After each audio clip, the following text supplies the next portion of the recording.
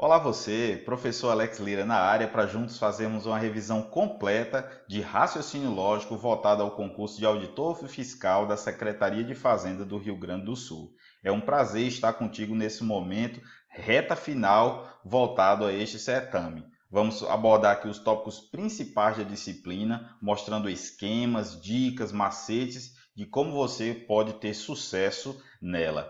Fique à vontade para se inscrever aqui no nosso canal, deixar aqui o like neste vídeo e deixe sua dúvida. Escreva aí alguma dúvida que você tenha ficado da matéria. Vou disponibilizar todos os slides com esses resumos para você no artigo no site do Exponencial para que você possa baixar e utilizar ali nos momentos finais de revisão da matéria. Ok? Então, vamos juntos.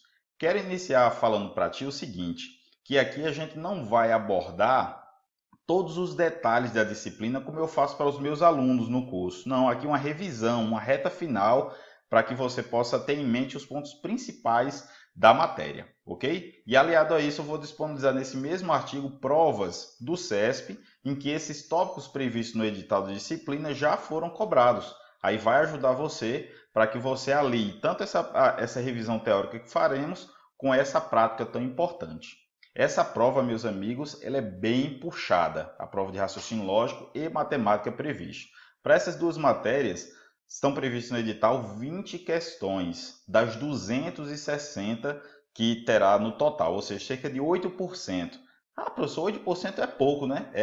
É muita coisa, é um peso muito grande que raciocínio lógico e matemática está tendo. Especialmente quando você compara com a prova de técnico tributário. O nível dessa prova foi alto de verdade. Dava muito trabalho resolver as questões. Foi uma prova bem cansativa. Quem fez a prova de técnico tributário sabe como foi puxado. Então, ela é uma boa referência de como vai ser essa prova. Mas vamos lá, vamos fazer a nossa parte como bons alunos, concurseiros que somos, para chegar lá na hora da prova e detonar. Esse é o foco, né? Acertar o maior número possível de questões. Vamos iniciar vendo os tópicos que estão previstos no edital. Muito bem, então, no caso do cargo aí de auditor fiscal da Secretaria de Fazenda do Rio Grande do Sul, no raciocínio lógico estão previstos 3 tópicos. Vamos lá, o primeiro, ó. Estrutura lógica de relações arbitrárias entre pessoas, lugares, objetos ou eventos fictícios, deduzir novas informações das relações fornecidas e avaliar as condições usadas para estabelecer a estrutura daquelas relações. Ora, quando você vir esse tópico aí presente nos editais, saiba que está falando da chamada associação lógica.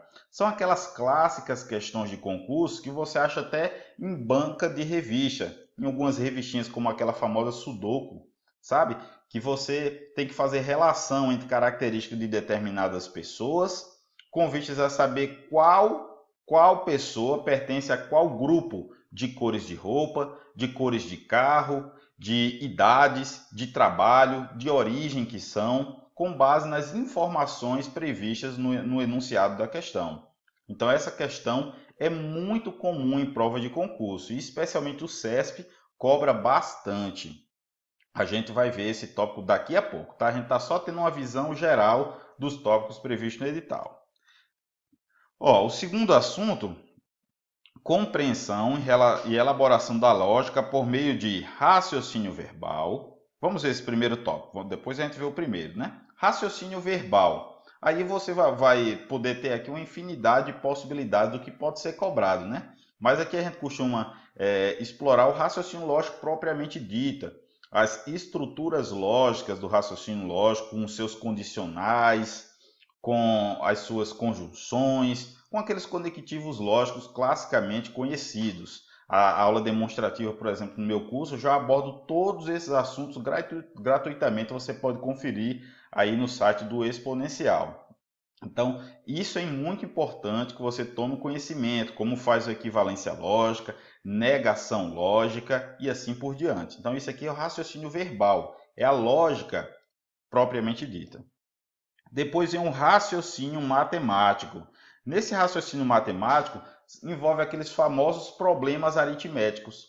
Você precisa verificar o que a questão está te fornecendo e o que ela está pedindo de você, e transformar aquilo que está numa linguagem portuguesa para a linguagem matemática. No geral, isso vai resultar numa equação de primeiro grau, geralmente, que você precisa achar o valor da incógnita. Mas aqui está envolvido o raciocínio matemático, você tem que pensar, analisar o que está sendo dado no enunciado, que está sendo apresentado, para que você tenha condição de aplicar o raciocínio da matemática em cima daquelas informações.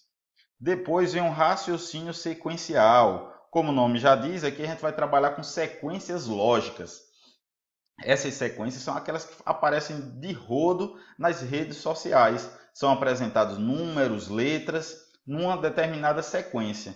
E que você precisa preencher, geralmente, o último elemento dessa sequência. Para isso, é preciso identificar o padrão que essa sequência apresenta. Esse padrão pode vir em forma de figura, de letras, de números, de letras e números, e assim vai, ok? Depois vem a orientação espacial e temporal. Nesse tópico, geralmente são cobradas aquelas questões que você precisa identificar bem um determinado horário que um evento começa e quanto tempo vai levar para que ele termine. Isso em horas, minutos e às vezes até segundos. Ou é preciso identificar numa determinada quantidade de pessoas, com base em informações dadas no enunciado, qual está em que local de uma fila ou em qual local de uma mesa. Ou também questões envolvendo distância entre cidades. Isso é orientação espacial, envolvendo distância, localização ou temporal. Horas, minutos, semanas, meses, o calendário, lembrando que tem um calendário de 365 dias, bissexto com 366 dias. Tem que saber quais meses do ano tem 31 dias, quais tem 30, 28 ou 29, ok? Depois vem formação de conceitos, discriminação de elementos, em que você precisa diferenciar esses elementos dentro de determinadas informações no enunciado. Esse é o segundo tópico. E o terceiro, compreensão do processo lógico, que a partir de um conjunto de hipóteses, olha só, conjunto de hipóteses, conduz de forma válida a conclusões determinadas. Isso aqui é a famosa argumentação lógica, especialmente envolvida a implicação lógica. O que isso quer dizer? Quer dizer que o enunciado vai te dar algumas informações sobre algumas pessoas e você precisa chegar a uma conclusão que seja harmônica para esse conjunto de informações. E a sua prova é de múltipla escolha, então só vai ter uma opção ali que é a correta, só uma vai se encaixar para aquele conjunto de hipóteses, vai ser a conclusão determinada para ele. Então esses são os tópicos previstos no seu edital. A partir de agora, a gente vai fazer uma revisão desses tópicos, vai aprofundar cada um deles com esquemas, mapas mentais e resumos que também vão ser úteis na sua revisão. Vamos lá. Primeiro que você estabeleça, tenha a condição de perceber uma estratégia de resolução dessas questões de associação lógica. Para isso eu criei esse passo a passo aqui para você. Todos os slides vão estar disponíveis num link que está aqui na descrição do vídeo para você baixar. Olha o primeiro passo. Consiste em identificar os grupos de informações. Você vai perceber que está falando de determinadas pessoas, associadas essas pessoas a cores de camisa, as idades delas e assim por diante. Esses são os grupos de informações. Em seguida, você vai perceber as afirmações do enunciado. Ora, José, ele está usando uma camisa vermelha. Ele tem 17 anos. E assim por diante. Vai dar algumas afirmações. Com isso, você tem condição de construir uma tabela principal que vai dar a possibilidade de você, ao preenchê-la corretamente, marcar a alternativa correta. E você vai preenchendo essa tabela com base nas afirmações que foram dadas no enunciado. Aí você vai aplicar a regra do preenchimento automático. Em que consiste essa regra? É assim, ó, nessas questões de associação lógica, quando você monta uma tabela, se em determinada linha você marcou sim para uma determinada característica, você pode marcar não para as demais. Porque, por exemplo, uma pessoa está usando cor vermelha. as outras estão usando as cores azul, branco e preto.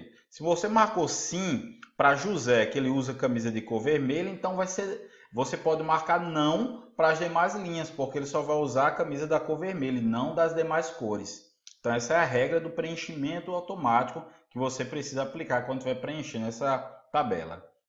Depois, finalizando, é correr para o abraço, né? Reunir os resultados obtidos e analisar as alternativas para marcar aquela opção correta. Então, a partir de agora, a gente vai resolver algumas questões em que o CESP já cobrou esse assunto de associação lógica, que vai ficar mais claro para você perceber como é que também pode ser cobrado na sua prova. Veja aí. Em um restaurante, João, Pedro e Rodrigo pediram pratos de carne, frango e peixe. Não necessariamente nessa ordem, mas cada um pediu um único prato. As cores de suas camisas eram azul, branco e verde. Pedro usava camisa azul. A pessoa de camisa verde pediu carne e Rodrigo não pediu frango. Essas informações podem ser visualizadas na tabela abaixo, em que o cruzamento de uma linha com coluna V corresponde a fato verdadeiro e F corresponde a fato falso. Aí está aí a tabela que a gente vai se basear. Considerando a situação apresentada e no que couber o preenchimento da tabela acima, julgue o item seguinte. Se João pediu peixe, então Rodrigo não usava camisa branca. Observe, meus amigos, que estamos diante de uma questão em que precisamos agrupar corretamente as informações, as características a determinadas pessoas. No caso aqui, a João, Pedro e Rodrigo. São, então, 3 grupos de informações. O primeiro grupo é esse, os nomes das pessoas envolvidas. O segundo grupo é o tipo de prato que eles pediram, que poderia ser de carne, frango e peixe. Mas, claro, cada um só pediu um único prato. E o terceiro grupo de informações eram as cores de suas camisas, que poderiam ser azul, branco e verde. Daí passa a dar algumas informações. Olha a primeira. Pedro usava camisa azul. Aí na tabela a gente percebe que ela foi agrupada de modo a poder relacionar todas as informações. Por exemplo, Pedro usava camisa azul. Aí você faz a ligação aqui de Pedro com a cor de sua camisa azul, de modo que você obtém essa informação V, porque é um fato verdadeiro no relacionamento dessa linha e dessa coluna. Em seguida é dito que a pessoa de camisa verde pediu carne. Aí a gente vai ver essa linha e essa coluna. A pessoa de camisa verde pediu carne. Está aqui, olha a informação. Carne e verde. Em seguida é dito que Rodrigo não pediu frango. A gente vai agora no encontro de Rodrigo de frango e vai marcar F. Está aqui. Existe uma tática dentro desse tópico de associação lógica, quando a gente monta essa tabela, chamada de preenchimento automático. Essa estratégia determina que em cada linha do grupo de informações só pode existir um único V. Ou seja, no caso aqui de Pedro usar camisa azul. Ora, se Pedro usava camisa azul, é porque nem João nem Rodrigo usavam camisa dessa cor. Então, a gente já pode aqui preencher automaticamente essas duas informações com F. Da mesma maneira, se a pessoa que usa camisa verde pediu carne, então é porque a pessoa que pediu de camisa azul e a de camisa branca não pediram carne. Ok? Então, isso aqui é o preenchimento automático que a gente pode fazer até o momento. Agora, note a frase que o enunciado apresentou para julgarmos. Se João pediu peixe, então Rodrigo não usava camisa branca. O que é que a gente vai fazer? A gente vai considerar, por hipótese, que essa frase está correta. Vamos julgá-la assim e preencher a tabela dessa maneira. Se surgir alguma contradição, já sabemos que o item está falso. Vamos lá? João pediu peixe. Aí a gente vai na linha e na coluna de João e marca essa informação como verdadeira, né? João pediu peixe. Tá aqui, olha.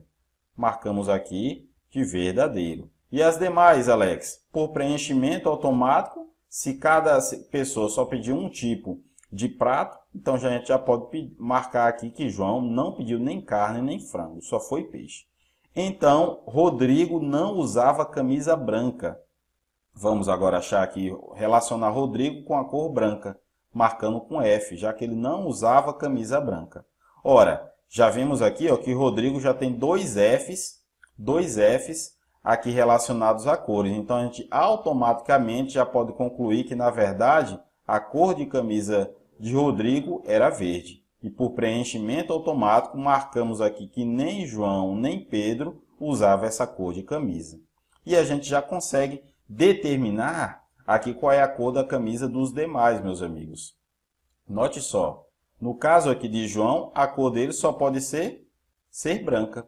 E na de Pedro aqui, a gente já sabe que a dele ali ficou como um verdadeiro na azul, então com certeza ele não usava camisa branca.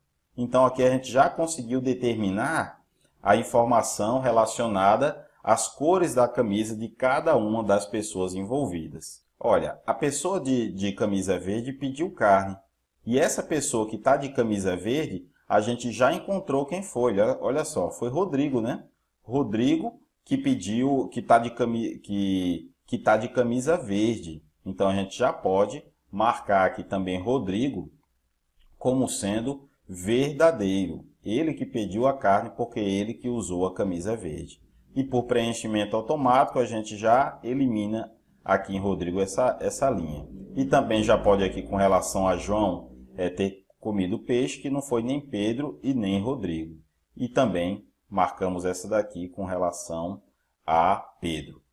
E por fim, indicamos aqui como sendo verdadeiro, né, por eliminação, que quem comeu frango foi Pedro. Dessa maneira, meus amigos, podemos agora construir a nossa tabela resultado. Sempre numa questão de associação lógica, você precisa construir uma tabela similar a essa, que vai resumir de uma maneira muito mais prática as informações que até o momento você conseguiu obter. Veja, no caso de João, qual foi o prato que João escolheu? É possível notar que João escolheu peixe, não é verdade? Então a gente vai aqui no encontro dessas duas células e preencher essa informação sobre João. Já no caso de Pedro, o prato que ele comeu foi frango. E Rodrigo, por fim, o prato dele foi carne. Agora, quanto a cores da camisa, no caso de João, a cor da camisa dele foi branca. No de Pedro, a cor foi azul. E no Rodrigo, foi verde. Portanto, meus amigos, utilizamos a afirmação apresentada no item e não obtivemos nenhuma contradição. Pelo contrário, foi permitido que a gente circularizasse todas as informações e não apresentou nenhuma contradição, de modo que o item está certo. Vamos lá, mais uma questão? Na tela. Em um restaurante, João, Pedro e Rodrigo pediram pratos de carne e frango e peixe. Não necessariamente nessa ordem, mas cada um pediu um único prato. As cores de suas camisas eram azul, branco e verde. Pedro usava camisa azul, a pessoa de camisa verde pediu carne e Rodrigo não pediu frango. Essas informações podem ser visualizadas na tabela abaixo, em que o cruzamento de uma linha com coluna, V corresponde a fato verdadeiro e F é fato falso. Está aí a coluna. Essa outra coluna que eu desenhei aqui, a parte azulzinho, para você, é a coluna resultado. Sempre numa questão de associação lógica, você precisa construir essa coluna à parte, relacionando de maneira resumida as informações que você já vai obtendo como resultado e talvez nem necessite ir até a final da resolução da questão já para matar o item e poder ter a conclusão exata. Vamos continuar. Considerando a situação apresentada e no que couber o preenchimento da tabela acima, julgue o item seguinte. As informações apresentadas na situação em apreço e o fato de João ter pedido peixe não são suficientes para se identificarem a cor da camisa de cada uma dessas pessoas e o prato que cada uma delas pediu. Vamos analisar a situação que o enunciado apresente. Note que estamos trabalhando com 3 grupos de informações. O primeiro é o nome das pessoas envolvidas. O segundo grupo é os tipos de pratos que essas pessoas pediram: carne, frango e peixe. E o terceiro grupo de informações são as cores de suas camisas, azul, branco e verde. Em seguida, vai nos dando aqui algumas informações que são fundamentais para a gente seguir a nossa análise. A primeira, Pedro usava camisa azul. Com base nessa informação, o que é que a gente vai fazer? Vamos até a linha e até a coluna relacionado à camisa azul e a Pedro e colocar V como sendo um fato verdadeiro. E a questão já fez isso. Está aqui para você, ó. Na coluna relacionada a Pedro e na linha relacionada à camisa azul, está aí marcado como V. Aí tem uma regra interessante chamada de preenchimento automático, que nos diz que em cada uma dessas linhas ou colunas só pode ter um V. As demais informações automaticamente a gente já pode marcar como F. Por quê? Porque veja, no caso de João, a cor da camisa dele só pode ser uma. E não é mais azul porque essa só pertence a Pedro. Da mesma maneira que acontece com Rodrigo. Em seguida, o enunciado nos diz que a pessoa de camisa verde pediu carne. Vamos agora relacionar essas duas informações, que já está aqui para você. A pessoa que comeu carne e a pessoa que está vestindo camisa verde. Já podemos, então, marcar como F as demais aqui informações. Ó. Já marcamos, podemos eliminar essas opções. Muito bem. E depois nos diz que Rodrigo não pediu frango. Já está marcada também essa informação aqui embaixo. Olha.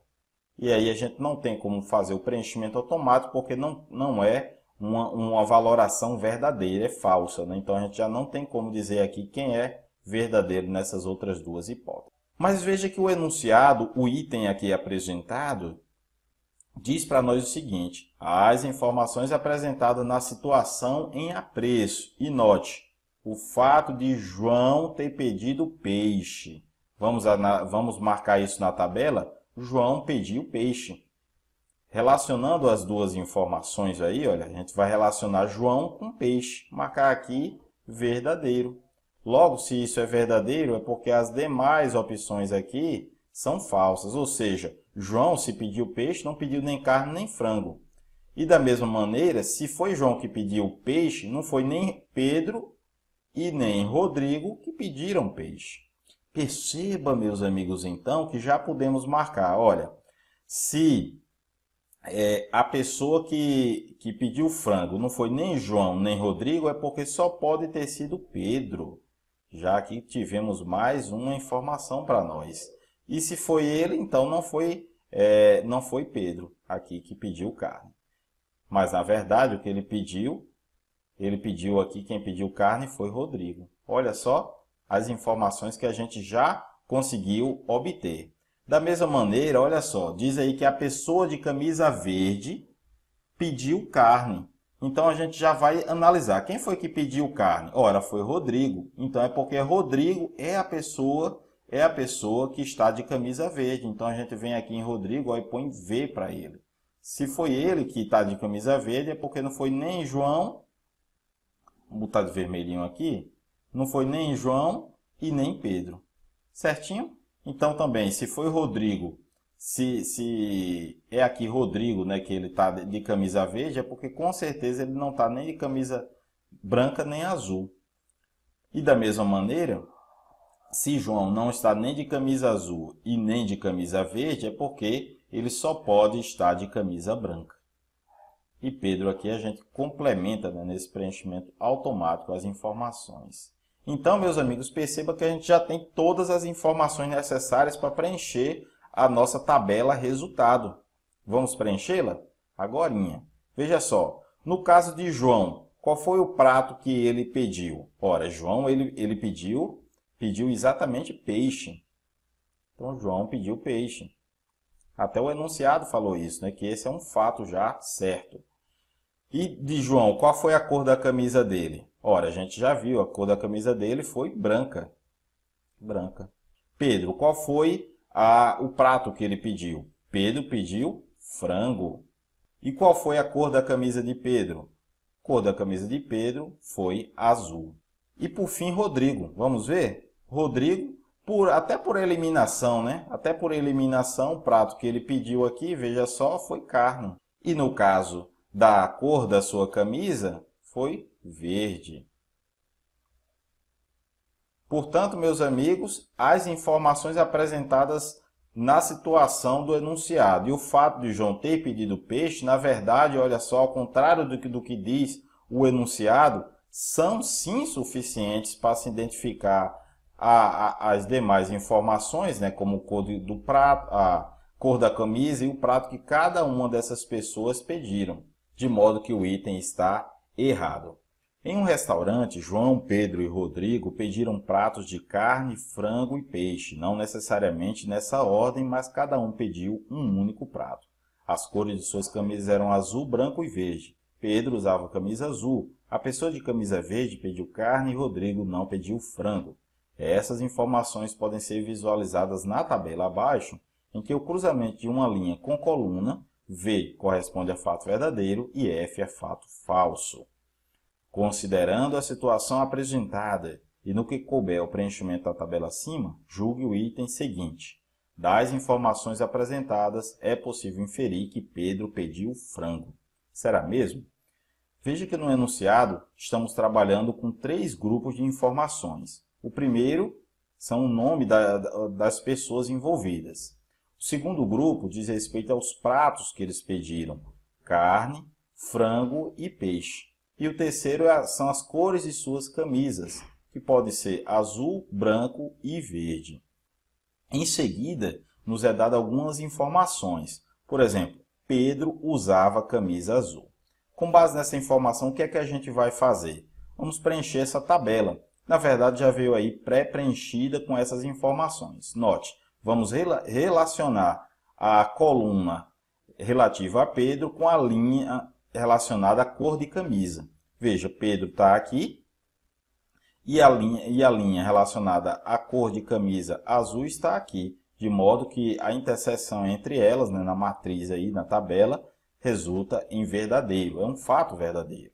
Na sequência, é dito que a pessoa de camisa verde pediu carne. Vamos relacionar a informação? Olha só, a pessoa que pediu a carne com a pessoa que usou a camisa verde, de modo que a gente preenche aqui com verdadeiro. E depois, dito por fim, que Rodrigo não pediu frango. Então, a gente vai aqui na coluna e linha relacionada a frango e a Rodrigo e podemos marcar como falso, já que Rodrigo não pediu frango. Na sequência, uma tática importante que você precisa ter em mente relacionada à associação lógica quando você monta essas tabelas é que em cada linha só pode ter uma única valoração verdadeira. Ora, como consequência, vem a ideia do preenchimento automático. Se, por exemplo, João está usando camisa azul, é porque as demais pessoas não usaram camisa azul. Então, a gente pode marcar com a letrinha F, porque os demais vai ser falso para eles. Vamos aplicar isso aqui à nossa questão. Com relação à cor de camisa, olha que interessante. Pedro usa camisa azul, então nem João e nem Rodrigo vão usar camisa azul. Da mesma maneira, se Pedro está usando aqui camisa azul, é porque ele não usa nem branca nem verde. A pessoa de camisa verde come carne, então é porque a pessoa que está de camisa branca e está de camisa azul não come carne. Da mesma maneira, se a pessoa que está de camisa verde come carne, então é porque ela não come nem frango nem peixe. Note que quando a gente tem uma valoração falsa, nos dada informação falsa, não tem como a gente preencher automaticamente, usar essa estratégia. Tudo bem? Mas note, meus amigos, a questão diz, das informações apresentadas, é possível inferir que Pedro pediu frango. Será que a gente pode inferir isso? Note, meus amigos, que a pessoa de camisa verde pediu carne. Ora, se Pedro ele está de camisa azul, então logicamente não foi ele que comeu carne. Então a gente já marca de falso aqui o encontro de carne com Pedro. Então, meus amigos, pelo que vimos já até aqui, essas são as conclusões a que chegamos. Estão todas já aqui na tabela. E note que não é possível inferir que Pedro pediu frango. A gente já relacionou tudo que era possível e mesmo assim não foi possível colocar aqui no encontro de Pedro com frango um V aqui. Não é possível. Se a gente fizesse isso, a gente estaria inferindo uma informação que não é legítima, não é certeza 100%, de forma que o item está de fato errado. Preciso chamar a sua atenção para o fato de que nesta prova o CESP fez várias questões com essa mesma situação, com essa mesma tabela. Algumas pessoas erraram porque utilizaram informações de outros itens, mas que não era dessa mesma questão. E acabaram dizendo que sim, era possível inferir isso, mas não com base apenas só nessas informações até o momento. Era possível inferir isso com informações de outras questões que não essa. Então tomem cuidado. Resolução de problemas aritméticos. Então é aquelas situações, aqueles famosos problemas de matemática, em que por meio de lógica e das operações fundamentais da matemática você tem condição de resolver. Então é muito importante que você pratique bastante esse tipo de questão. Neste sentido, eu trouxe para você algumas questões super recentes em que o CESP já cobrou esse assunto. Veja aí agora na tela. Diz que em um aeroporto, 30 passageiros que desembarcaram de determinado voo e que estiveram nos países A, B ou C, nos quais ocorre uma epidemia infecciosa, foram selecionados para ser examinados. Constatou-se que exatamente 25 dos passageiros selecionados estiveram em A ou em B. Nenhum desses 25 passageiros esteve em C e 25 desses passageiros esteve em A e em B. Com referência a essa situação hipotética, julgue o item que se segue. Considere que, separando-se o grupo de 25 de passageiros selecionados que visitou o país A, o que visitou o país B e o que visitou o país C, seja verificado em cada um desses grupos que pelo menos a metade dos seus componentes, olha só, pelo menos a metade dos seus componentes era do sexo masculino. Nessa situação, conclui-se que o grupo de 30 passageiros selecionados tem, no máximo, 14 mulheres. Vamos examinar, meus amigos. Analisar por partes. Quantas mulheres terá no grupo A, no grupo B e no grupo C? O enunciado diz que 25 desses 30 passageiros selecionados estiveram em A ou em B. Ora, dos 25, a gente tem, já que é pelo menos metade, 13 são homens. Restam, portanto, no máximo 12 mulheres. Então aqui, olha, com relação a A e B, a gente vai ter no máximo 12 mulheres. E com relação a C? Bem, a questão diz que desses 25 passageiros que estiveram em A ou em B, nenhum deles estiveram em C. Como são 30 passageiros, a gente conclui que 5 deles estiveram em C. Como é pelo menos metade é do sexo masculino, então a gente tem 3 homens e no máximo 2 mulheres. Portanto, aqui temos 2. Somando, a gente conclui que de fato temos 14 mulheres no máximo nesse grupo de 30 passageiros, de modo que o item está certo. Em um aeroporto, 30 passageiros que desembarcaram de determinado voo e que estiveram nos países A, B ou C, nos quais ocorre uma epidemia infecciosa, foram selecionados para ser examinados.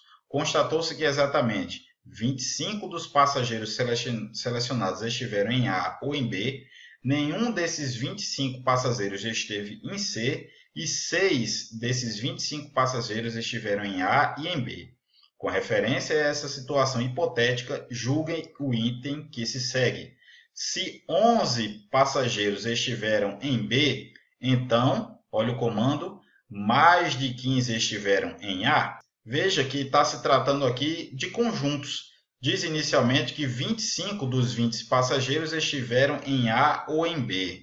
Logo, o número de elementos da união A ou B é igual a 25. Depois diz que 6 desses 25 passageiros estiveram em A e em B. O I aqui representa a interseção entre os conjuntos. No comando aqui dá que 11 passageiros estiveram em B, ou seja, o número de elementos de B é igual a 11. E por fim, pergunta, mais de 15 estiveram em A? Queremos então saber qual é o número de elementos de A. Essa é a nossa incógnita. Amigos, qual será a fórmula que a gente vai usar? É aquela tradicional fórmula do número de elementos da união de conjuntos.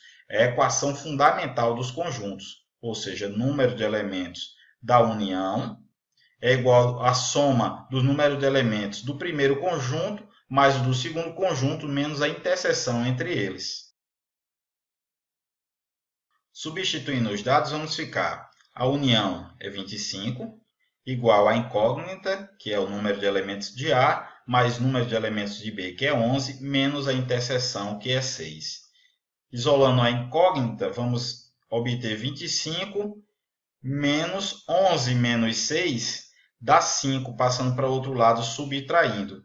Portanto, o nosso resultado vai ser 20. Esse número é realmente superior a 15, de modo que o item está certo. O preço do litro de determinado produto de limpeza é igual a 32 centavos. Se um recipiente tem a forma de um paralelepípedo retângulo reto, medindo internamente 1,2 Dan vezes 1,25 centímetros vezes 0,08 hectômetro, então o preço que se pagará para encher esse recipiente com o referido produto de limpeza será igual a... Queremos saber o preço para encher. Veja, meus amigos, o primeiro passo é colocar todas as medidas aí do paralelepípedo em metros. Então, temos aqui a primeira, DAM, o segundo o centímetro, segundo o hectômetro. Então, vamos lá. Primeiramente, é preciso saber que um decâmetro corresponde a 10 metros. Tá? Então, é preciso lembrar, né? Decímetro é menor do que o metro, já o decâmetro é maior. 1 centímetro equivale a 0,01 metro. E por fim, o hectômetro. 1 hectômetro também é maior que 1 metro e é maior do que o decâmetro. Ele corresponde a 100 metros.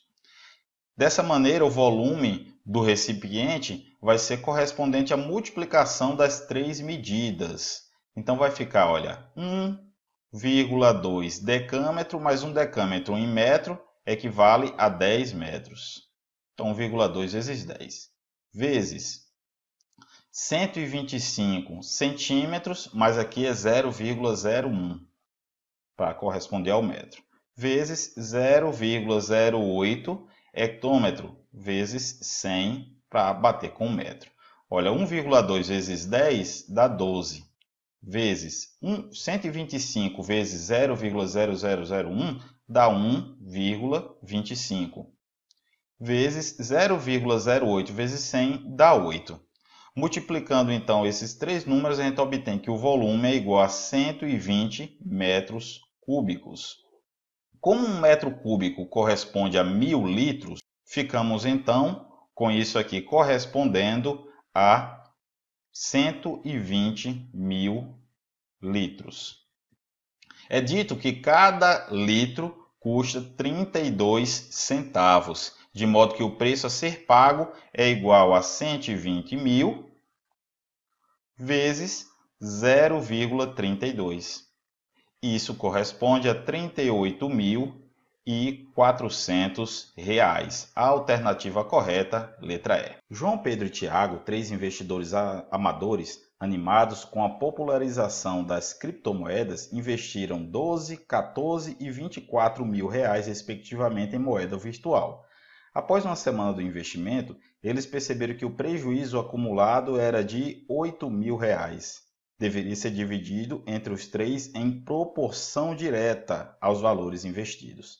Nessa situação, em caso de desistência do investimento após a constatação do prejuízo, João, Pedro e Tiago receberão, respectivamente, as quantias em reais de... A questão inicia dizendo qual é a parte de cada uma, dá o total de do valor que tem a ser distribuído e diz que tem que ser de forma direta. Bem, quando você estiver trabalhando com a proporção direta, você vai trabalhar com razão, tá bom? Proporção inversa, você trabalha com a multiplicação da parte de cada pessoa envolvida. Chamando a parte de João de J, você vai dividir pelo que cabia a ele, ou seja, 12.000. E vamos somando com as frações relativas a cada pessoa. Pedro, 14.000, mais Tiago, 24.000. Isso tudinho fica igual a uma constante de proporcionalidade que a gente chama de K. Bem, a soma de todas as partes tem que dar R$8.000. É esse valor que a gente vai distribuir. Ou seja, estamos falando que a soma de J mais P mais T é igual a R$8.000. Tem uma propriedade lá da proporcionalidade que a gente chama de propriedade da soma dos antecedentes. Então, a gente pode somar os valores aqui do numerador e somando no denominador os seus valores. Então, vai ficar J mais P mais T, a gente já sabe que dá 8.000. E no denominador, 12.000 mais 14.000, 26.000, mais 24.000, isso dá 50.000. Isso tudo é igual a K, de modo que a gente obtém que K é igual a 8.000 dividido por 50.000, dá 0,16. Muito bem, achamos o valor da constante de proporcionalidade.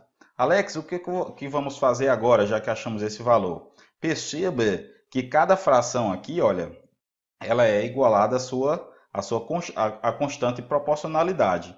Isso acontecendo, o denominador vai passar multiplicando pelo K, não é isso? Então, para achar a parte de cada pessoa aqui, basta eu passar multiplicando esse valor e substituo o valor de K, faço a multiplicação e tchau. Vamos fazer isso? Então, no caso de J, vai ser igual a 12.000 vezes K, mas K é 0,16. Resolvendo essa operação, você encontra que a parte dele aqui é 1.920. Pedro vai ser igual a 14.000, multiplicado também por 0,16, que dá 2.240. E Tiago fica 24.000, multiplicado por 0,16, e isso resulta em 3.840. Alex, terminamos a questão?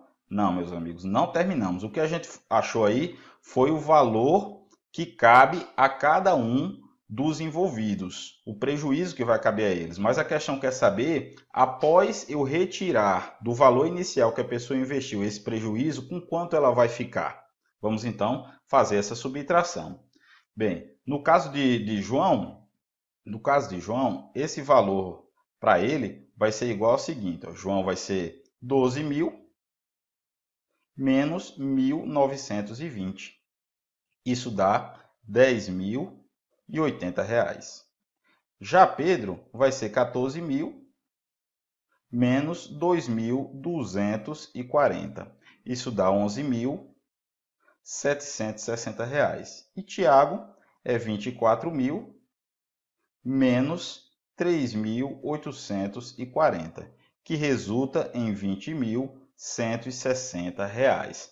Agora sim, meus amigos, acabamos de fazer os cálculos necessários que nos permite concluir que a alternativa correta é a letra B de bola. Veja que o nosso objetivo consiste em obter a menor quantidade possível de notas. Logo, devemos trabalhar com notas de maior valor. Então, a gente pode distribuir na moeda corrente brasileira esse valor nas seguintes notas. 55 notas de R$100, isso vai totalizar R$5.500. Também mais uma nota de R$50, de modo que vai ter aqui mais 50. E uma nota de R$5.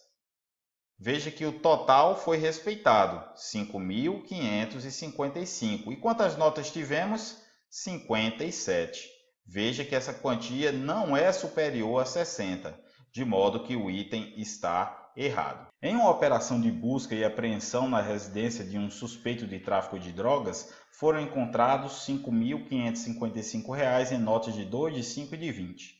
A respeito dessa situação, julga o item seguinte. É possível que mais de 2.760 notas tenham sido apreendidas na operação. Perceba que o valor indicado, 5.555, termina no número 5, de modo que pelo menos uma nota é de R$5. Concordam? Vamos supor que todo o restante, ou seja, R$5.550, seja composto apenas de cédulas de R$2. Quantas cédulas teremos nesse caso? Ora, basta pegar esse valor, 5.555, e dividir por 2. Isso vai nos dar 2.775 notas de R$2. Portanto, é sim possível que tenhamos mais de 2.760 notas, de modo que o item está certo. Muito bem, então é assim que aparecem as questões de prova de raciocínio matemático, raciocínio verbal. Você tem que ter condição de interpretar o raciocínio verbal que aparece na questão e transformar isso no raciocínio matemático. Juntando os dois, você traduz para a linguagem matemática e aí fazer conta, né, depois disso, ok? Vamos ao próximo assunto. Agora é o raciocínio sequencial. Esse tópico não é tão comum que o CESP cobre ele. Do que se trata isso? É aquelas questões que apresentam para você uma sequência numérica ou de letras, de figuras, em que você precisa identificar qual é o padrão que aquela sequência obedece. Você conhecendo o padrão, aí você tem condição de saber, afinal de contas, qual vai ser o próximo elemento dessa sequência. É assim que geralmente esse tipo de questão é cobrada. Tem mais intensidade de cobrança isso na Fundação Carlos Chagas. O CESP dificilmente cobra esse tipo de questão. Mesmo assim, eu trouxe uma questão aqui para a gente resolver juntos. Veja aí na tela. O enunciado diz: na sequência numérica 23, 32, 27, 36, 31, 40, 35, 44, XYZ, o valor de Z é igual a 43. Temos que julgar se essa afirmação está correta ou está errada. Bem, em questões como essa, de sequência numérica, a gente precisa buscar a lógica existente em sua formação, que pode ser dos mais variados tipos. Podemos ter, por exemplo, uma sequência que todos os números são múltiplos de 7. Da mesma forma, podemos ter uma sequência em que todos os números começam com a letra D. Agora, no caso dessa questão em si, a gente precisa ver qual é o padrão que esses números estão seguindo.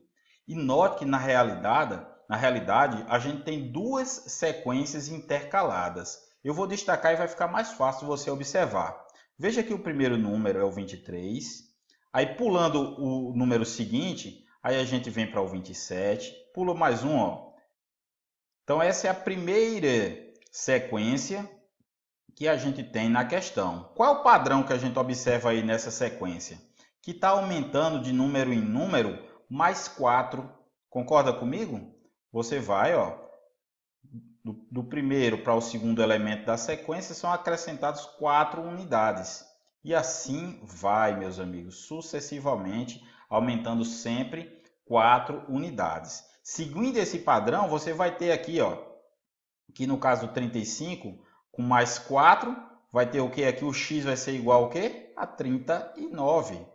Com mais 4, você vai ter 39 mais 4, 43. Ou seja, o número Z é realmente 43, de modo que o item está certo.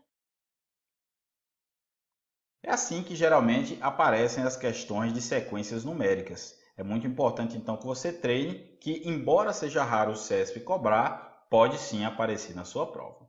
Vamos voltar lá aos tópicos previstos no edital para observarmos o que mais que pode ser cobrado de você. Olha, o próximo assunto que também pode haver uma cobrança do CESP é esse aqui, ó, orientação espacial e temporal. Como é que esse assunto pode ser cobrado, né, meus amigos?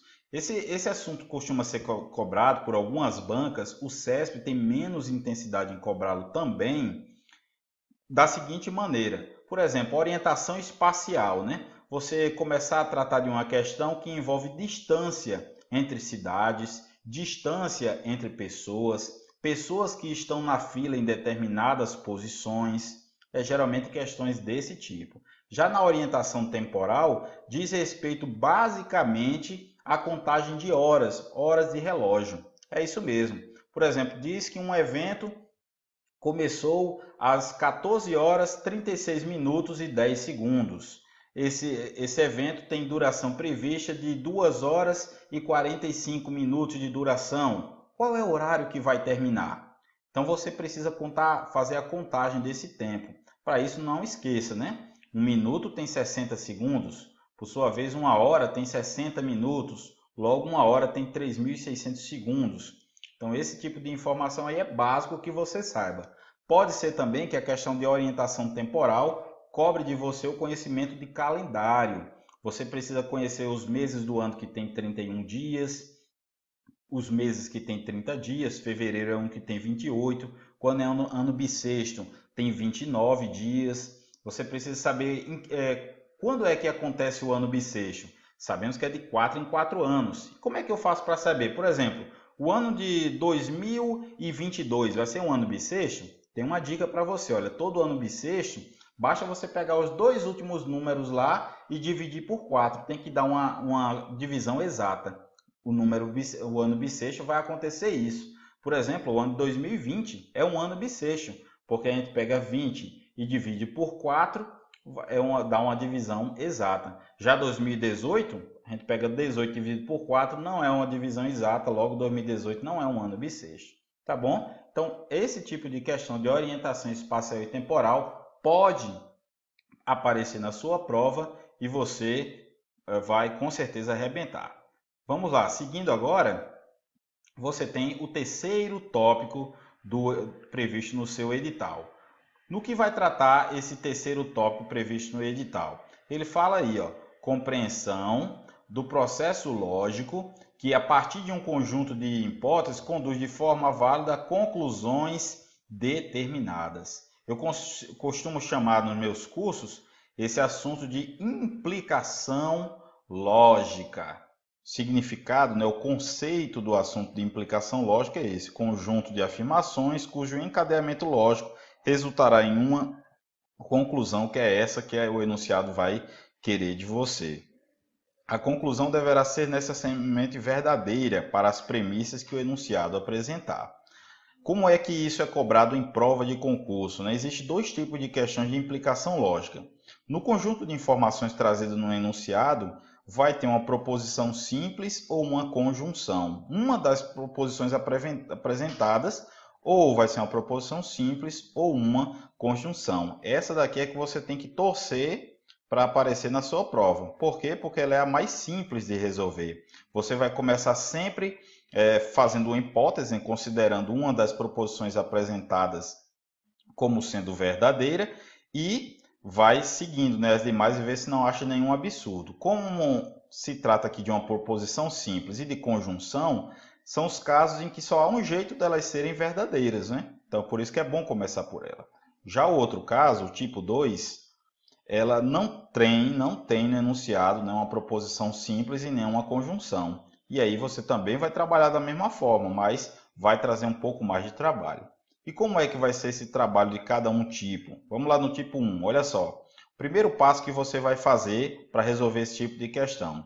Você vai considerar as premissas como verdadeiras e, com conhecimento das tabelas verdade dos conectivos, você vai descobrir os valores lógicos das proposições simples presentes nas premissas. Segundo passo é verificar entre as opções de resposta aquela que traz uma proposição necessariamente verdadeira diante dos valores lógicos das premissas simples encontradas no passo anterior.